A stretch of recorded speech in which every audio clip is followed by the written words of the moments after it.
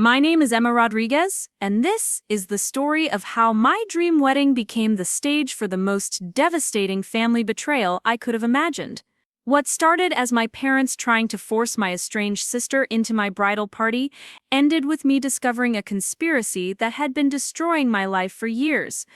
The truth I uncovered didn't just ruin the wedding ceremony, it shattered every lie my family had built their reputation on. Before we jump back in, tell us where you're tuning in from. And if this story touches you, make sure you're subscribed, because tomorrow I've saved something extra special for you. They thought they could manipulate me on the most important day of my life. They were wrong. What I did next exposed secrets that changed everything, not just for me, but for everyone who thought they knew the Rodriguez family. I should have known something was wrong the moment I walked into my childhood home in Greensboro 3 weeks before my wedding. The autumn air was crisp, and the familiar scent of my mother's café con leche should have been comforting, but instead, the house felt charged with an energy I couldn't quite place. Patricia Rodriguez, my mother, was sitting at the kitchen table with a stack of what looked like financial documents spread in front of her, while my father Robert paced near the window with his phone pressed to his ear, speaking in hushed, urgent Spanish. They both looked up when I entered, and something flickered across their faces that I'd never seen before. Not quite guilt, but definitely discomfort. Patricia quickly shuffled the papers into a manila envelope while Robert abruptly ended his call, plastering on a smile that didn't reach his eyes. "Mija," Patricia said, standing to embrace me, but her hug felt mechanical, distracted. "We're so excited about the wedding. 3 weeks and our Emma will be a married woman." I'd driven the 2 hours from Charlotte specifically to finalize the wedding details with them. Jake Thompson, my fiancé, and I had been planning our October ceremony at the Blue Ridge Manor for over a year, and everything had been falling perfectly into place. The mountain venue was booked, the catering confirmed, and the guest list finalized. My dress hung in my apartment closet, a stunning creation that had taken months to alter to perfection. Everything was exactly as I dreamed it would be, except for one glaring absence that had been gnawing at me for months. My sister Natalie had been living in Denver for the past 3 years, and our relationship had become increasingly strained over that time. What had started as typical sibling rivalry had evolved into something much more toxic. Natalie had a way of inserting herself into every significant moment of my life, not to celebrate with me, but to somehow make it about her. When I'd gotten engaged to Jake, she'd announced her own engagement to a man she'd only been dating for 2 months. When I'd landed my dream job as a senior graphic designer at a prestigious firm in Charlotte, she'd suddenly decided to pivot her career into marketing and wouldn't stop talking about how much more creative and challenging her work was. The pattern was so consistent that I'd finally made the difficult decision not to include her in my wedding party. It wasn't easy, but I wanted my wedding day to be about Jake and me, not about managing Natalie's need for attention and drama. I'd sent her a beautiful invitation, offered to pay for her travel expenses, and made it clear that while she wasn't in the bridal party, she was still my sister and I wanted her there.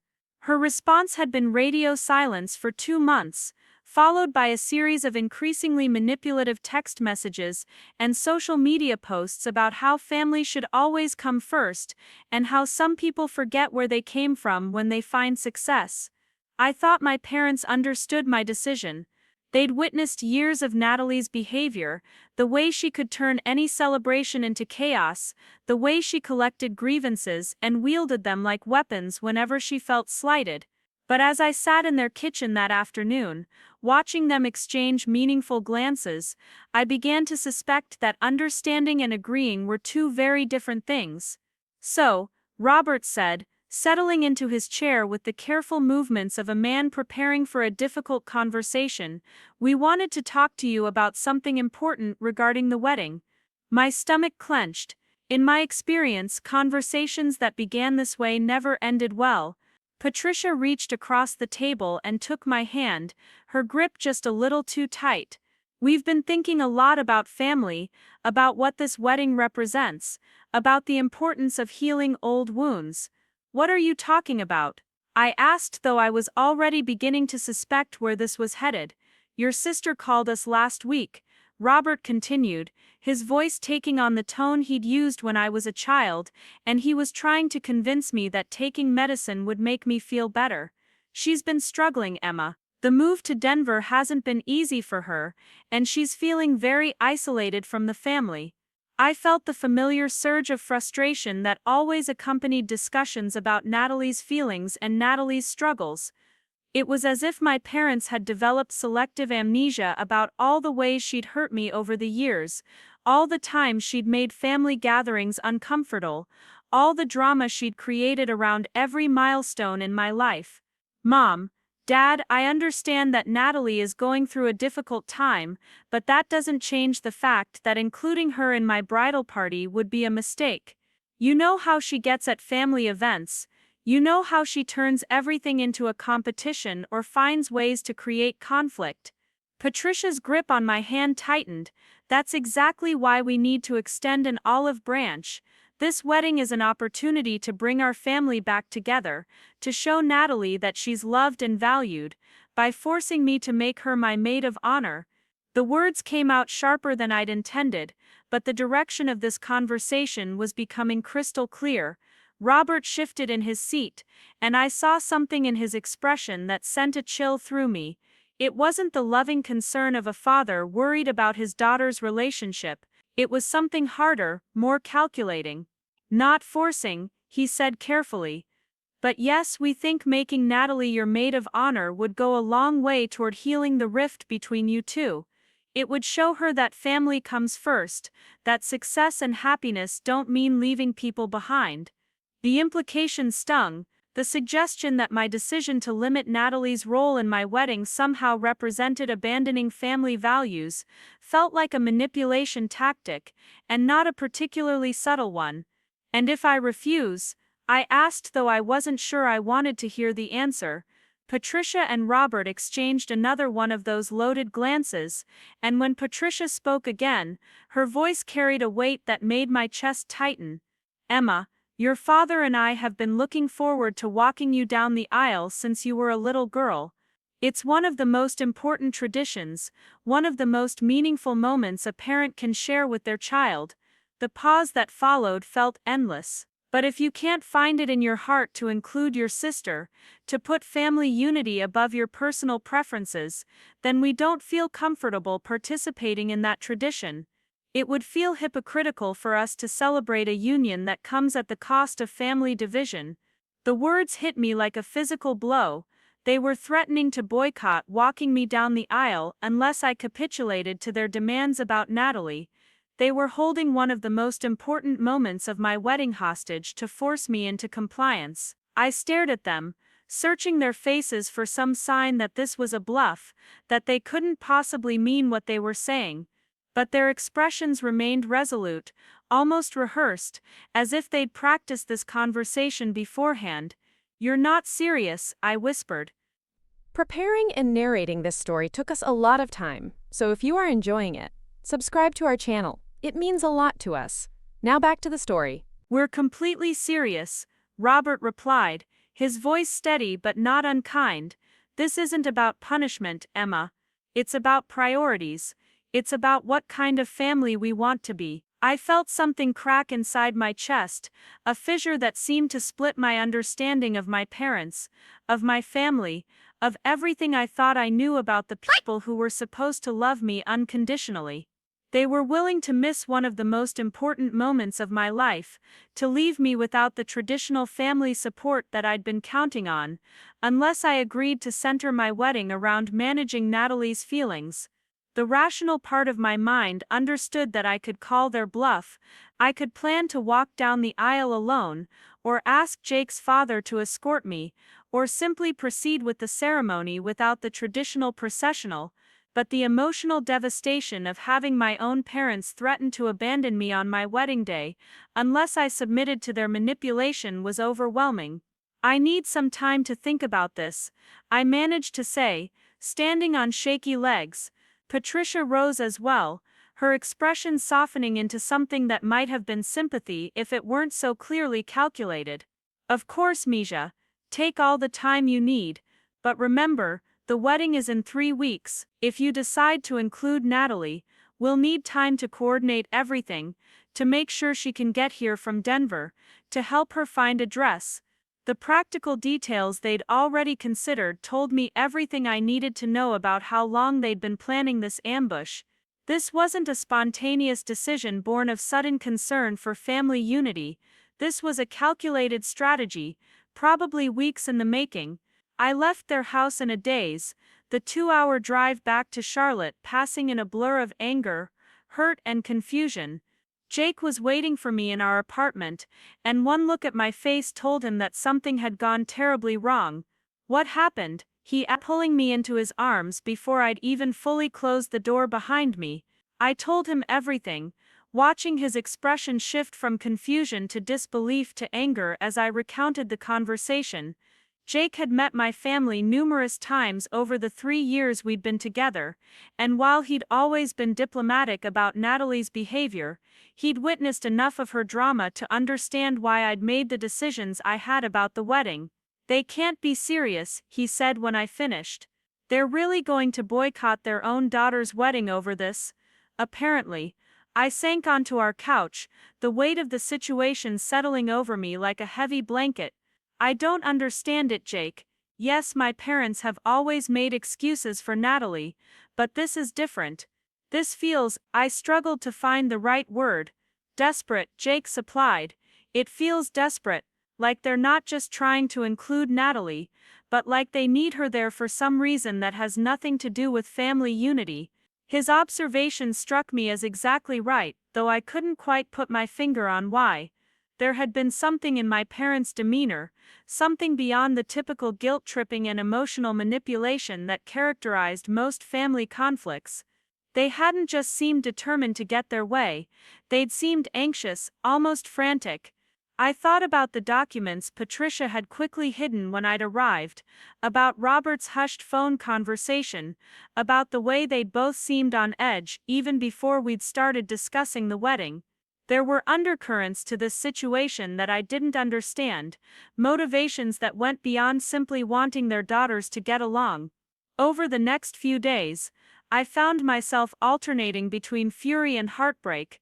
The fury was easier to manage, it was clean and energizing, and made me want to plan the perfect wedding just to prove that I didn't need their approval or participation, but the heartbreak was more complicated.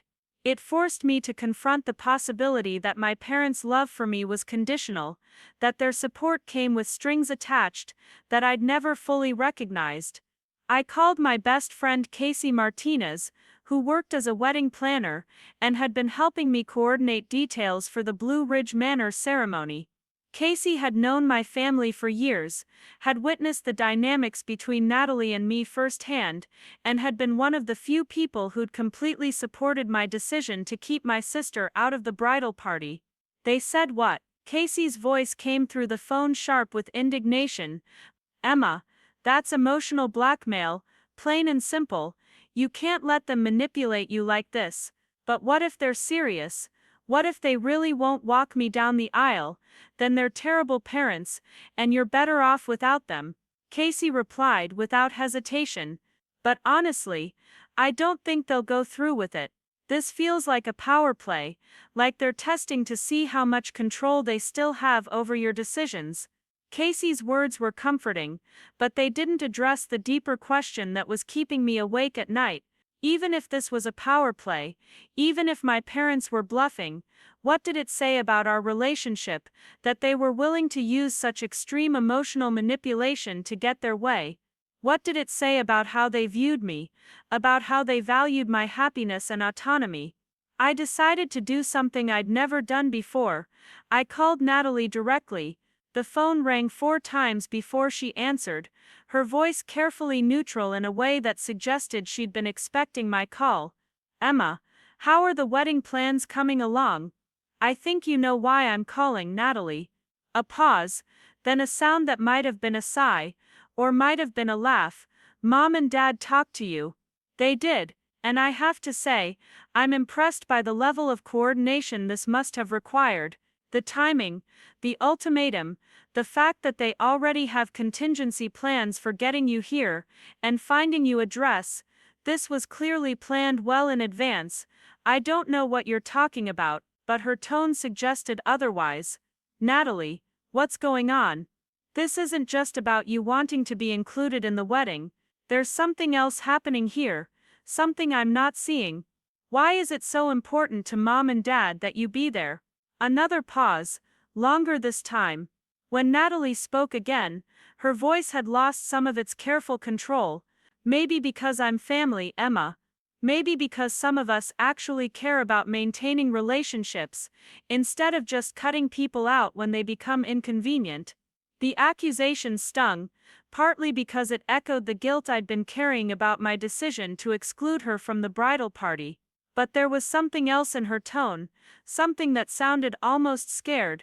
Natalie, if there's something I should know, if there's some reason beyond family harmony that you need to be at this wedding, you should tell me. I don't need to be anywhere, she snapped, but the response came too quickly, too defensively. I just think it's sad that you've become so self-centered, that you can't see how your choices affect other people. She hung up before I could respond, leaving me staring at my phone and feeling more confused than ever. The conversation had done nothing to clarify the situation, but it had reinforced my sense that there were layers to this conflict that I wasn't seeing. That night, Jake and I sat up late discussing our options.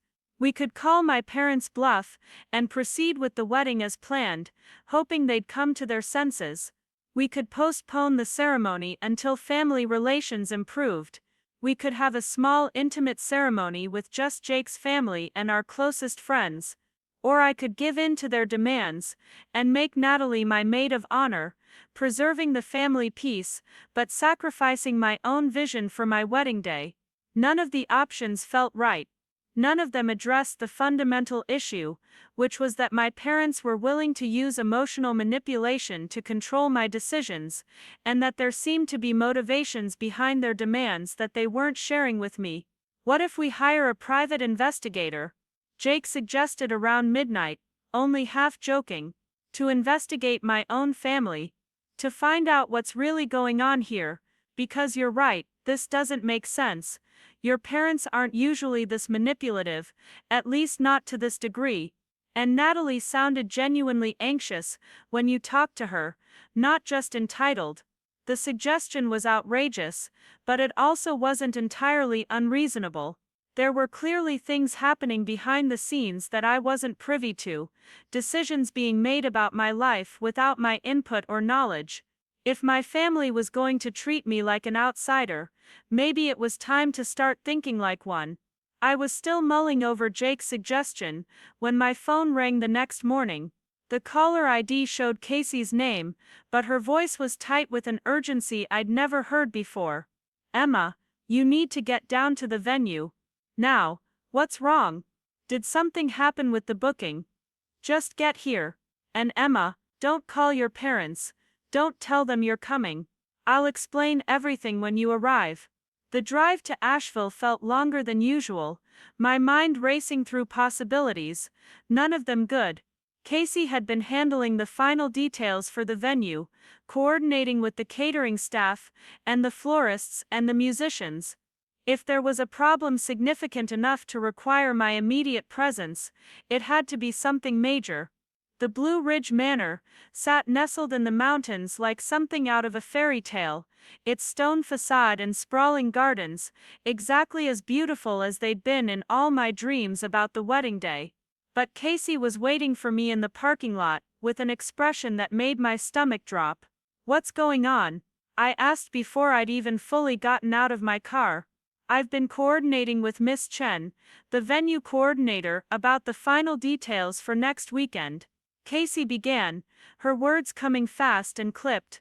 She mentioned that she'd spoken with your mother yesterday about some last-minute changes to the guest list and seating arrangements. My heart started to race. What kind of changes? Emma, your parents added 12 people to the guest list without telling you. 12 people from Denver, all arriving this weekend, all apparently connected to Natalie in some way. The information hit me like a physical blow. 12 additional guests meant additional catering costs, additional seating arrangements, additional complications for a ceremony that was supposed to be intimate and carefully planned. But more than the logistical nightmare, it was the secrecy that devastated me. My parents had been making decisions about my wedding behind my back, coordinating with the venue without my knowledge or consent. There's more, Casey continued, her voice gentle but relentless. Chen mentioned that your mother seemed very concerned about making sure these additional guests had prominent seating, that they would be visible during the ceremony. She specifically asked about sightlines from the altar to the guest seating. Sightlines? Why would that matter? I don't know. But Emma, there's something else. Miss Chen said your mother asked about the venue's photography and videography policies, specifically whether guests would be allowed to record the ceremony on their phones. The pieces of information swirled in my mind, none of them making sense individually but combining into a picture that felt deeply wrong. My parents were orchestrating something at my wedding, something that required specific guests in specific seats, with the ability to document whatever was going to happen. Casey, I think my family is planning something at my wedding, something they don't want me to know about in advance. My friend nodded grimly. I think you're right, and Emma, I think you need to find out what it is before next weekend. The drive back to Charlotte felt like navigating through fog, my mind struggling to process what Casey had discovered. 12 additional guests from Denver, strategic seating arrangements, concerns about photography policies. It painted a picture of coordination that went far beyond simply wanting to include Natalie in the wedding. This was orchestration on a level that suggested my wedding was being used as a stage for something I wasn't meant to understand until it was too late. Jake was working from home when I arrived, hunched over his laptop in our small dining room that doubled as his office. The afternoon light streaming through our windows should have felt warm and comforting, but instead everything seemed tinged with an undercurrent of dread. He looked up as I entered, and the expression on my face must have conveyed the gravity of what I'd learned, because he immediately closed his laptop and gave me his full attention. I told him everything Casey had discovered, watching his face shift from confusion to concern to something approaching anger. Jake had always been methodical in his thinking, the kind of person who approached problems systematically rather than emotionally, but I could see him struggling to find a rational explanation for what my family was planning. 12 people from Denver, he repeated slowly. That's not just Natalie bringing a friend or two, that's a coordinated group arrival.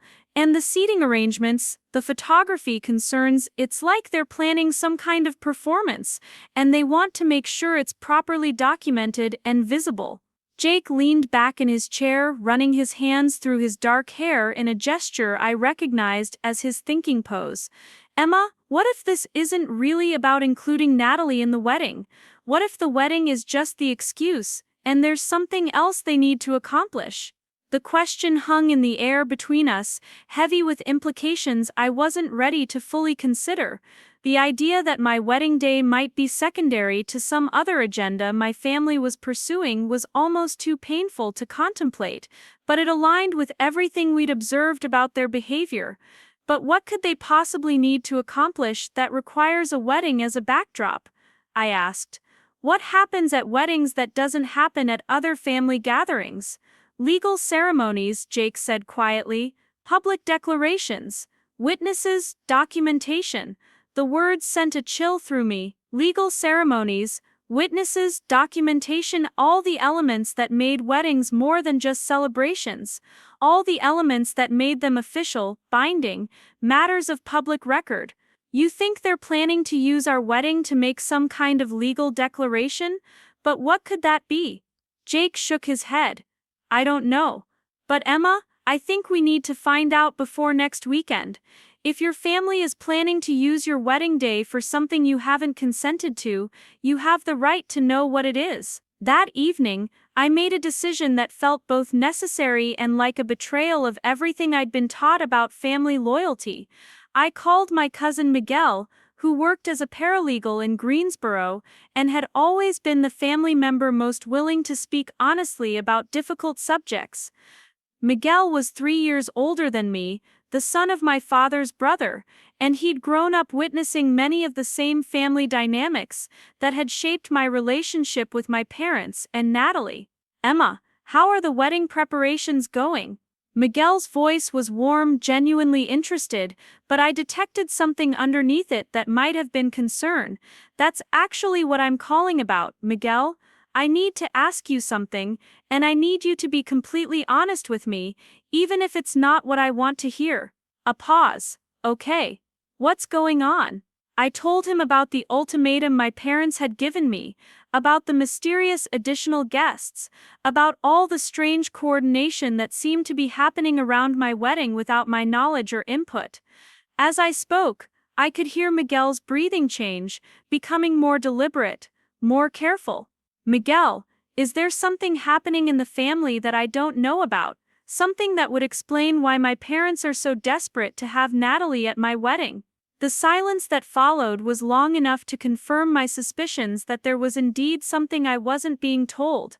"Emma," Miguel said finally, his voice carefully measured, "I think you should ask your parents directly. There are things happening that aren't really my place to discuss." "What kind of things?" "Family things, legal things, things that might explain why your wedding has become so important to certain family members." The carefully neutral way he spoke told me everything I needed to know about the seriousness of whatever was being hidden from me. Miguel wasn't just being diplomatic, he was being cautious in a way that suggested potential legal implications.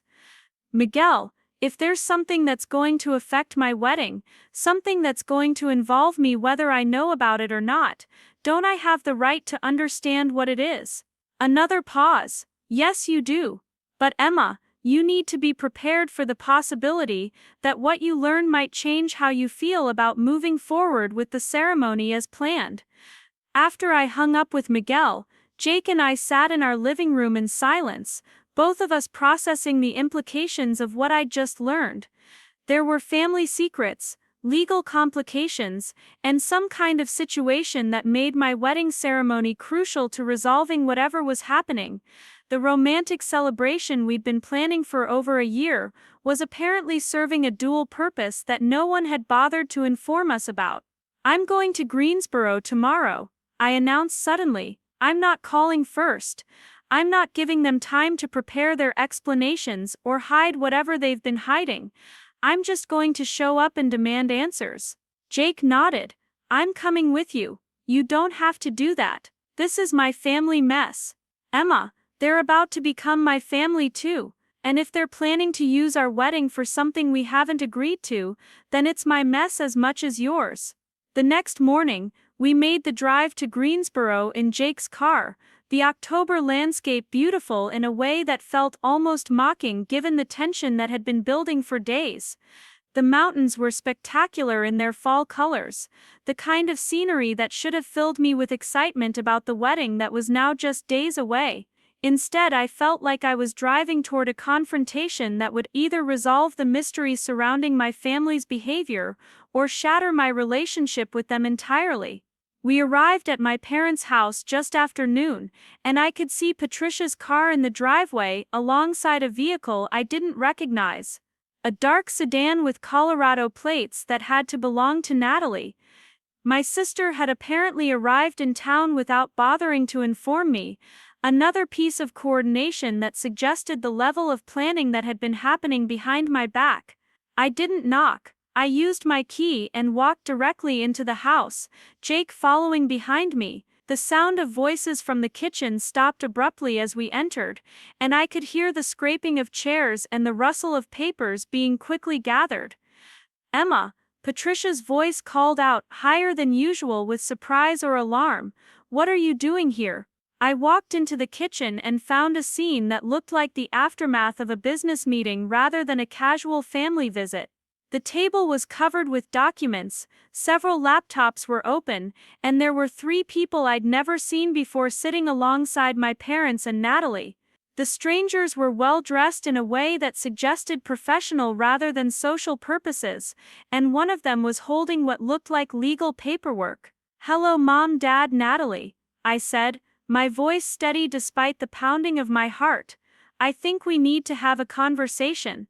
Natalie looked terrible.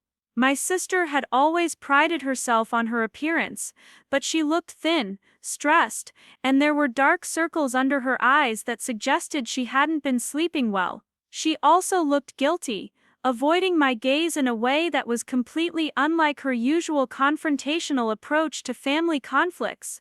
"Emma, this isn't a good time," Robert said, standing and moving as if to physically block my view of the table and the strangers. "We're in the middle of handling some business matters." "What kind of business matters require my sister to be here from Denver, and why are they being handled 3 days before my wedding?" One of the strangers, a woman in an expensive suit, looked between my parents and me with an expression of professional concern. "Perhaps we should reschedule this meeting for after the family celebration," she suggested diplomatically. "No," I said firmly. "I don't think we should reschedule anything until someone explains to me what's going on. What are these business matters? Who are these people? And how do they relate to the demands you've been making about my wedding?" Patricia and Robert exchanged one of their loaded glances, but this time I saw something different in their expressions. Not just the careful coordination of people trying to manage a difficult situation, but genuine fear. "Emma, there are some complicated family financial issues that we've been trying to resolve," Patricia began carefully. "Legal matters that require certain documentation and witness requirements." "What kind of legal matters?" The woman in the suit cleared her throat. "I'm Jennifer Walsh, an attorney specializing in immigration law. I've been working with your family on some citizenship documentation issues that have recently come to light." The words hit me like cold water. Citizenship documentation issues. I stared at my parents, understanding beginning to dawn in a way that made me feel sick. "What citizenship issues?"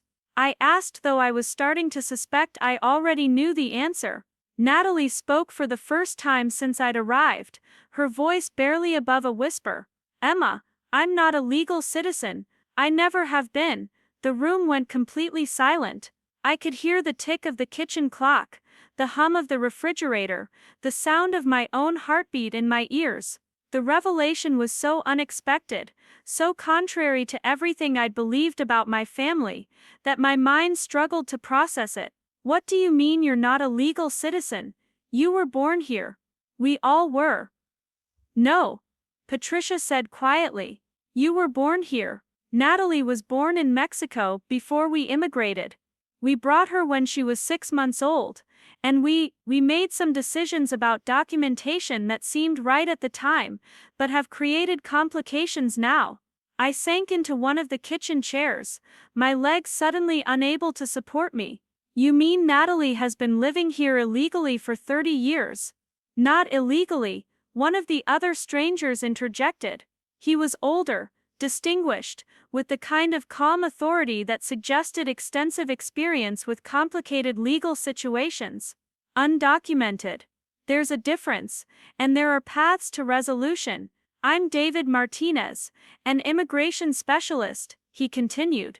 "Your family has been working with us for several months to resolve Natalie's status through various legal avenues. Unfortunately, recent changes in immigration policy have made the process more complicated and time-sensitive." I looked at Natalie, seeing my sister in an entirely new light. The stress, the anxiety, the way she'd seemed scared during our phone conversation, it all made sense now. She wasn't just dealing with sibling rivalry or feeling excluded from family celebrations. She was facing the possibility of deportation to a country she'd left as an infant. "How does this relate to my wedding?" I asked, though I was beginning to understand. Jennifer Walsh opened one of the folders on the table and pulled out a document. "One of the pathways to legal residency involves demonstrating deep family ties and community integration. Family celebrations, particularly weddings, create opportunities for documentation of these ties. Photographs, Witness statements from community members, evidence of family unity and support. You want to use my wedding as evidence in Natalie's immigration case. Not use, Robert said quickly. Document. Emma, your sister needs all the help she can get right now, and having family wedding photos, witnesses who can testify to our family's integration in the community, evidence of our support network. It could make the difference in her case. I understood now why they'd been so insistent about Natalie being in the bridal party, why they'd added 12 guests from Denver, why they were concerned about photography and seating arrangements. They were staging my wedding as a demonstration of family unity for legal purposes. Why didn't you tell me? I asked, my voice breaking slightly. Why did you let me think this was just about sibling rivalry and family drama, when my sister is facing deportation? Patricia reached across the table toward me, but I pulled my hand away. We wanted to tell you, Mia, but we were afraid you'd postpone the wedding or change the plans, and we're running out of time. Natalie's case is being reviewed next month, and we need to submit as much supporting documentation as possible. So you decided to manipulate me instead, to threaten to boycott my wedding unless I agreed to demands that I didn't understand. We were trying to protect both of you, Robert said. You from worry and stress during what should be the happiest time of your life, and Natalie from having her situation become public knowledge before we could resolve it legally. I looked around the table at all the faces staring at me expectantly, waiting for my response to this revelation. My parents, guilty but hopeful that understanding the circumstances would make me forgive their deception. Natalie, terrified and ashamed. The lawyers, professionally patient but clearly anxious about the timeline they were working with. Jake, shocked but supportive, ready to follow my lead whatever I decided. The rational part of my mind understood their reasoning. Immigration cases were complicated, stressful, and often unsuccessful. The idea of incorporating documentation of family support into a celebration that was already planned made practical sense. But the emotional part of me was devastated by the deception, by the fact that they'd been willing to manipulate and threaten me, rather than trust me with the truth. I need some air, I announced, standing abruptly. I need time to process this. Jake followed me outside, and we walked to the small garden behind my parents' house, where I'd spent countless hours as a child. The familiarity of the space should have been comforting, but instead it felt tainted by the knowledge that so much of what I'd believed about my family had been built on lies and omissions. How are you feeling? Jake asked gently. Betrayed, confused, angry. I paused, trying to sort through the tangle of emotions, but also guilty because now I understand why they were so desperate, and I feel terrible for not knowing what Natalie was going through. Emma, you can't feel guilty for not knowing information they deliberately kept from you. They made a choice not to trust you with the truth, and that choice has consequences. But if I'd known, I would have handled everything differently. I would have made Natalie my maid of honor without question. I would have done whatever was necessary to help her case. And they knew that. Which is why their decision to manipulate you instead of being honest with you is so problematic. We stood in silence for a few minutes, watching the afternoon shadows lengthen across the garden. The wedding was 3 days away. The venue was booked, the guests were traveling from out of town, the flowers had been ordered, and the photographer had been hired. Everything was in motion for a ceremony that I now understood was serving a dual purpose I'd never agreed to. What do you want to do? Jake asked. I don't know. Part of me wants to call off the whole thing, to refuse to let them use our wedding for their documentation purposes. But another part of me recognizes that Natalie genuinely needs help, and if our wedding can provide evidence that helps her case, maybe that's the right thing to do. It's not about whether helping Natalie is the right thing to do, Jake said quietly. Of course it is. The question is whether you're comfortable with the way your family has handled this situation, and whether you can trust them to be honest with you going forward. His words crystallized something that had been bothering me throughout this entire ordeal. This wasn't just about the wedding or about Natalie's immigration status. It was about trust, respect, and the way my family made decisions that affected my life without including me in the process. I walked back into the house, where the same group was still gathered around the kitchen table, though now they were looking at me with expressions of anxious anticipation. "I have some questions," I announced. "And I want complete honesty this time. No more partial truths, no more protecting me from information I have the right to know." Jennifer Walsh nodded. "Of course. What would you like to know? First, what exactly is Natalie's legal status right now? What are the risks she's facing, and what are the realistic chances of resolving this situation successfully?" The lawyer consulted her notes. "Natalie has been living in the United States without proper documentation since she was an infant. Under current immigration law, this puts her at risk for deportation proceedings. However, she has strong ties to the community, no criminal record, and family members who are citizens. With proper documentation of these factors, we believe there's a good chance of her obtaining legal residency. What kind of documentation do you need, and how would my wedding specifically help her case?" Immigration courts look for evidence of community integration and family support. Wedding photographs showing extended family and community members, witness statements from people who can testify to her character and ties to the area, evidence of family unity. All of these strengthen her case. And the 12 additional guests from Denver, who are they? David Martinez answered this question. Character witnesses. People who have worked with Natalie, known her personally, can speak to her contributions to the community and her character. Their presence at a family celebration and their willingness to travel to support her demonstrates the depth of her relationships. I turned to my parents. "How long have you known about this situation?" Patricia looked uncomfortable. "We've always known, obviously, about the circumstances of Natalie's birth and our immigration, but we thought we'd handled it properly when she was young. It wasn't until she applied for a federal job in Denver that the documentation issues came to light." "When was that?" 8 months ago. 8 months. My family had been dealing with this crisis for 8 months, and they'd never trusted me enough to tell me about it. Instead, they'd spent months planning to use my wedding as part of their legal strategy, coordinating with lawyers and witnesses, and additional guests, all while letting me believe that the stress and drama was just typical family dysfunction. "One more question," I said, looking directly at Natalie. "Did you want to be my maid of honor, or was that just part of the legal strategy?" Natalie's eyes filled with tears. "Both," she said quietly. "I wanted to be included because you're my sister and I love you, but I also knew that being in the wedding party would make the documentation stronger. I'm sorry, Emma. I wanted to tell you, but Mom and Dad thought it would be better to handle it without involving you." The apology felt genuine, but it also highlighted the fundamental problem with the way my family had approached this situation.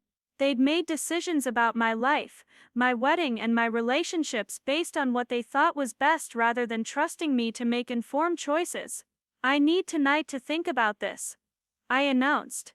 "Tomorrow, I'll let you know how we're going to proceed." The drive back to Charlotte was quiet.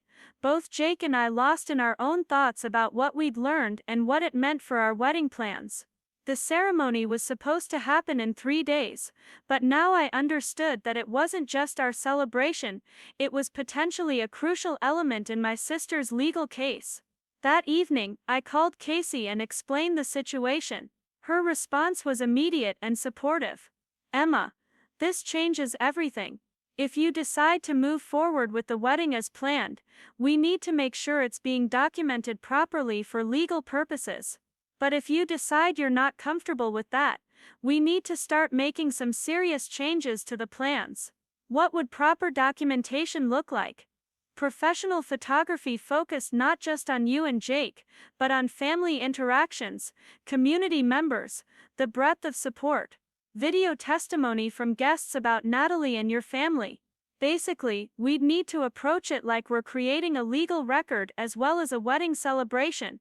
The conversation with Casey helped me understand the scope of what would be involved in making my wedding serve the dual purpose my family had envisioned. It wouldn't just be a matter of including Natalie in the ceremony, it would require fundamentally changing the focus and documentation of the entire event. That night, Jake and I talked until nearly dawn, exploring our options and their implications. We could proceed with the wedding as originally planned, ignoring my family's documentation needs and forcing them to find other ways to support Natalie's case. We could postpone the ceremony until after Natalie's immigration issues were resolved. We could transform our wedding into the legal documentation event my family wanted, accepting that our celebration would serve purposes beyond our own happiness. Or we could find some middle ground that honored both our desires for our wedding day and the genuine legal needs my sister was facing. By morning, I'd made my decision, but first I needed to have one more conversation with my family, this time on my terms, with full honesty, and with a clear understanding of what I was and wasn't willing to accept. I called Patricia and asked her to gather everyone at the house that afternoon, Robert, Natalie, and the lawyers. I had conditions for how we were going to proceed, and I wasn't willing to negotiate or compromise on them. When we arrived at my parents' house the next day, I found the same group assembled in the living room this time, the atmosphere more formal and anxious than it had been in the kitchen the day before. Everyone was seated as if they were attending a business meeting, which in many ways I suppose they were. I've made some decisions about the wedding, I began without preamble. But before I tell you what they are, I need to establish some ground rules for how we're going to handle this situation going forward. I looked around the room, making eye contact with each person. First, no more secrets. If there are other legal issues, other complications, other family situations I should know about, you tell me now. I will not be manipulated or kept in the dark about matters that affect my life. Patricia started to speak, but I held up my hand. Second, if I agree to help with documentation for Natalie's case, it's because I choose to, not because I've been coerced or threatened. The ultimatum about walking me down the aisle is off the table. You participate in my wedding as my parents because you want to celebrate with me, not as a bargaining chip. Third, any changes to the wedding plans, any additional documentation needs, any special arrangements, they get discussed with me and Jake first. We are not props in someone else's legal strategy. We are people getting married, and this is our day as much as it is Natalie's opportunity for documentation. I paused, letting the conditions settle. If you can agree to those terms, then yes, I'm willing to help with Natalie's case. But it happens transparently, with my full knowledge and consent, and in a way that honors what Jake and I want for our wedding day. The relief in the room was palpable, but I wasn't finished. However, there are going to be some changes to how this gets handled. Casey will coordinate with your lawyers about what kind of documentation would be most helpful for Natalie's case, and will incorporate those needs into the wedding planning. But the ceremony itself, the vows, the core elements of the day that are about Jake and me, those remain exactly as we planned them. Jennifer Walsh nodded approvingly. That sounds like a reasonable approach. We can work with your wedding planner to ensure we're capturing the right kind of evidence without compromising your vision for the day. I turned to Natalie, who was crying quietly. And you will be my maid of honor, but not because Mom and Dad threatened to boycott the wedding if I didn't include you.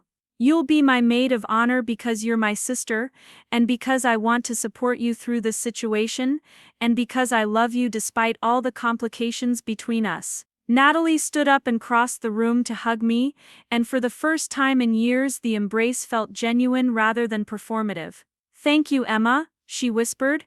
"I know I don't deserve your help after the way I've acted, but thank you." "You do deserve help," I replied. "Your family. But this is the last time any of you make major decisions about my life without including me. We're going to move forward with honesty and respect, or we're not going to move forward at all." Robert and Patricia both nodded, looking chastened but hopeful. "There's one more thing," I said. "I want to understand exactly what happened 30 years ago when you immigrated. I want to know the whole story, not just the parts you think I need to know." If I'm going to be part of resolving this situation, I need to understand how it started. Patricia took a shaky breath. Your father and I crossed the border illegally in 1993. I was pregnant with Natalie and we were desperate to get to the United States before she was born. We had family here, opportunities for work, and the situation in our town in Mexico was becoming dangerous. We made it to Texas just before Natalie was born, but the birth was complicated, and we ended up at a hospital that didn't ask too many questions about documentation. When Natalie was 6 months old, we moved to North Carolina, where your uncle had found work for your father. We got social security numbers, driver's licenses, established ourselves in the community. 2 years later, when I was pregnant with you, we were in a much better position. We had jobs, a place to live, and we'd learned how to navigate the system. When you were born, everything was properly documented because by then we understood the importance of legal status for our children's futures. Robert continued the story. We always intended to regularize Natalie's status, but we didn't understand the legal requirements, and we were afraid that drawing attention to our situation might put the whole family at risk. The years passed, and it became easier to just maintain the status quo than to risk exposing ourselves by trying to fix the documentation issues. It wasn't until Natalie applied for that federal job that anyone discovered the problems with her documentation. By then, the legal requirements had become much more complicated, and the political climate around immigration had changed significantly. I absorbed this information, understanding for the first time the fear and uncertainty my parents had lived with for decades, the weight of decisions they'd made as young people that continued to affect their lives 30 years later. Why didn't you tell me any of this when I was growing up? Why did I have to find out in the middle of planning my wedding? We wanted to protect you, Patricia said. You were born here, you were a citizen, you had opportunities that Natalie didn't have. We didn't want you to grow up feeling guilty about that, or worrying about your sister's situation. But that choice meant I never understood why Natalie sometimes seemed angry or resentful, why family celebrations sometimes felt tense, why certain topics were off limits. I spent my whole life thinking the problems between us were just personality conflicts, when really she was carrying this huge burden that I knew nothing about. The conversation continued for another hour, filling in details, answering questions, establishing the framework for how we would move forward.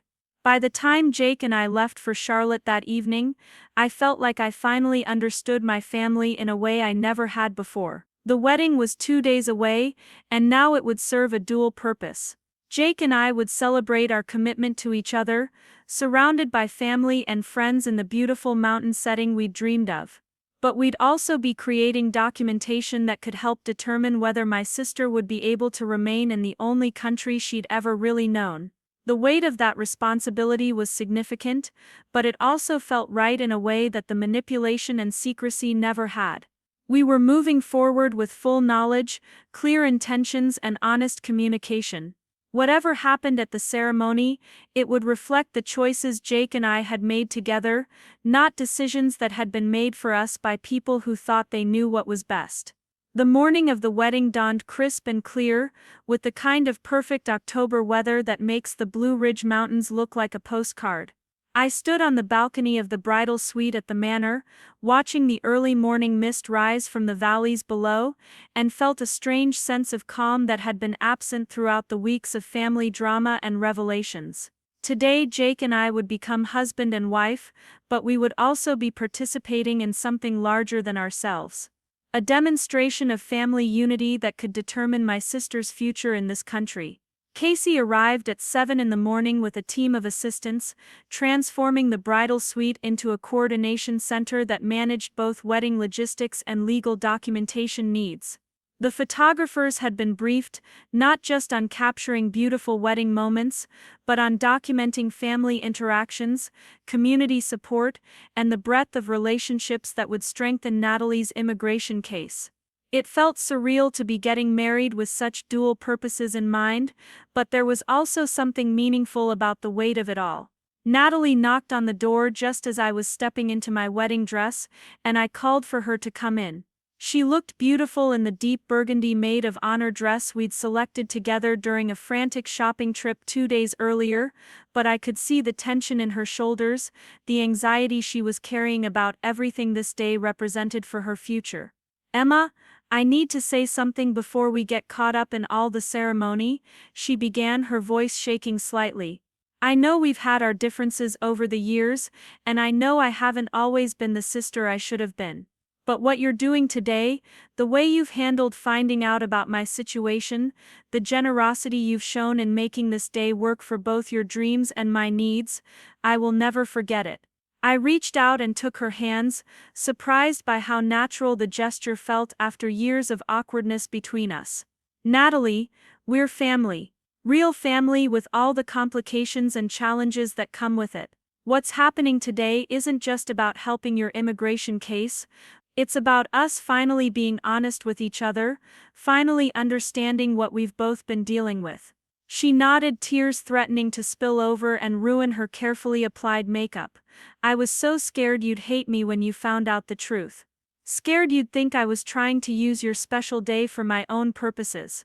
I did think that initially," I admitted, "but now I understand that you were just as trapped by the secrecy as I was.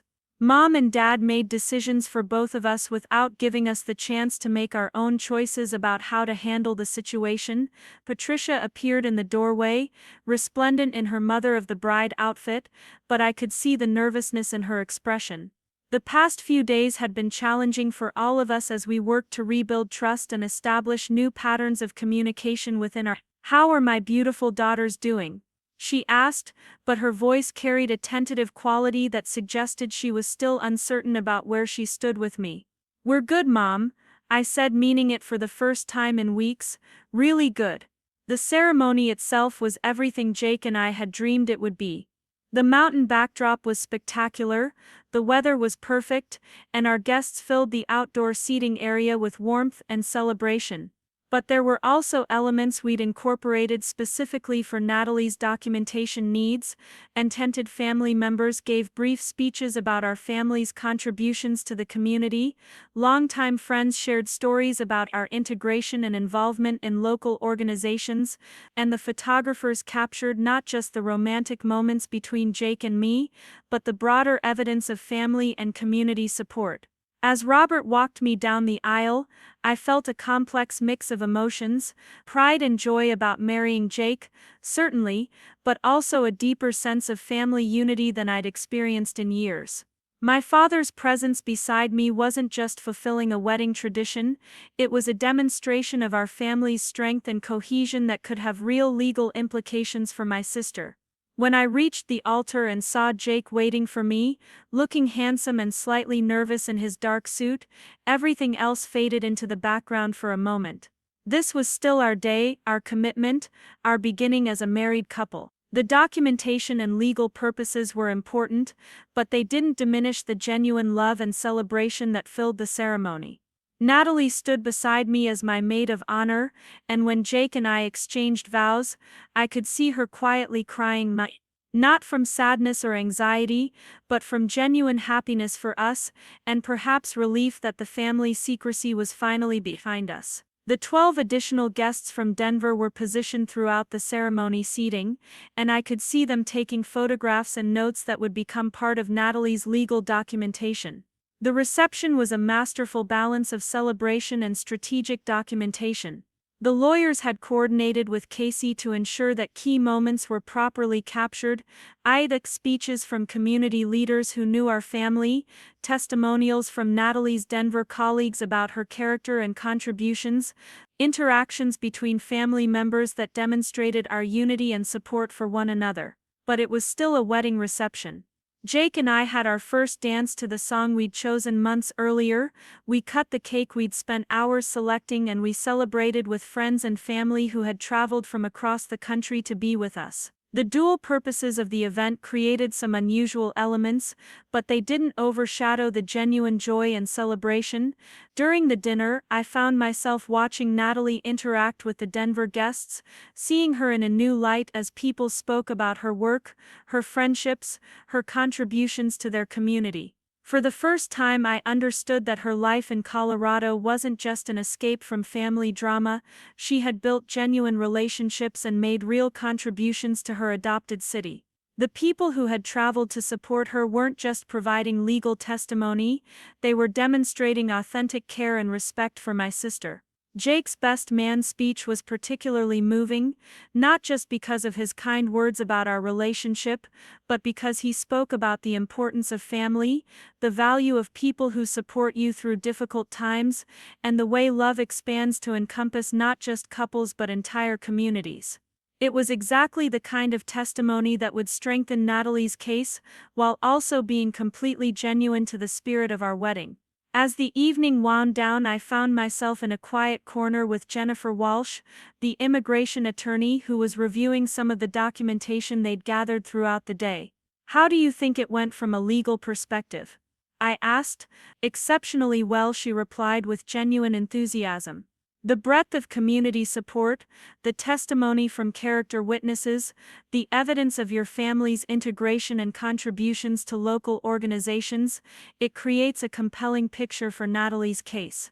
This documentation, combined with the other evidence we've been gathering, significantly strengthens her position. What happens next? We compile all of this material and submit it with her formal application for adjustment of status. The photographs, witness statements, and video testimonials from tonight will become part of her official legal record. Then we wait for her hearing, which should be scheduled within the next few months. I nodded, feeling a sense of completion about the dual purposes our wedding had served. "And what are her chances?" "Much better than they were a week ago," Jennifer said with a smile. "Immigration cases are never guaranteed, but the evidence of community support and family unity we've documented tonight makes a compelling argument for her continued residency." Later that evening, as Jake and I finally had a few minutes alone together after saying goodbye to the last of our guests, we sat on the terrace overlooking the mountains and reflected on everything that had happened. "No regrets?" Jake asked, taking my hand and intertwining our fingers. "None," I said, and meant it completely. It wasn't the wedding we originally planned, but it was exactly the wedding we needed to have. We got married, we helped Natalie, and we finally got honest communication with my family. "Your parents seem different," Jake observed, "more relaxed, less guarded. I think keeping that secret for 30 years was exhausting for them. Having everything out in the open, even though it created new challenges, has been a relief for everyone." We sat in comfortable silence for a while, watching the stars appear over the mountains. The events of the past few weeks had been emotionally exhausting, but they had also brought our families closer together in unexpected ways.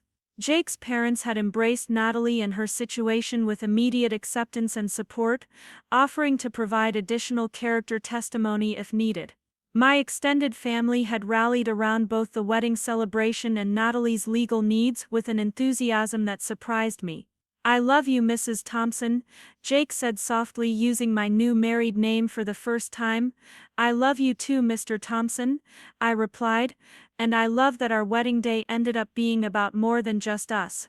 It feels right that it became about family and community and supporting people we care about." 3 months later, I received a call from Jennifer Walsh that Natalie's application for adjustment of status had been approved.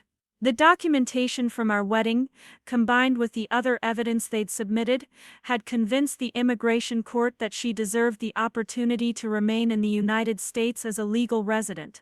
When I called Natalie with the news, she broke down crying with relief and gratitude. "I can never repay you for what you did," she said through her tears. "You don't need to repay me," I replied. "We're family, that's what family does." The experience had transformed all of our relationships. My parents and I had established new patterns of communication based on honesty and respect, rather than protection and manipulation. Natalie and I had developed a genuine adult relationship, built on understanding rather than competition. Jake and I had begun our marriage with a demonstration of our shared values around family, community, and supporting people in need. 6 months after the wedding, Natalie moved back to North Carolina, taking a position with a marketing firm in Charlotte, just 20 minutes from where Jake and I lived. We had dinner together regularly. And for the first time in our adult lives, we enjoyed each other's company without underlying tension or competition. My parents visited us monthly, and our conversations were different now, more open, more collaborative, more honest about challenges and feelings rather than trying to protect each other from difficult realities.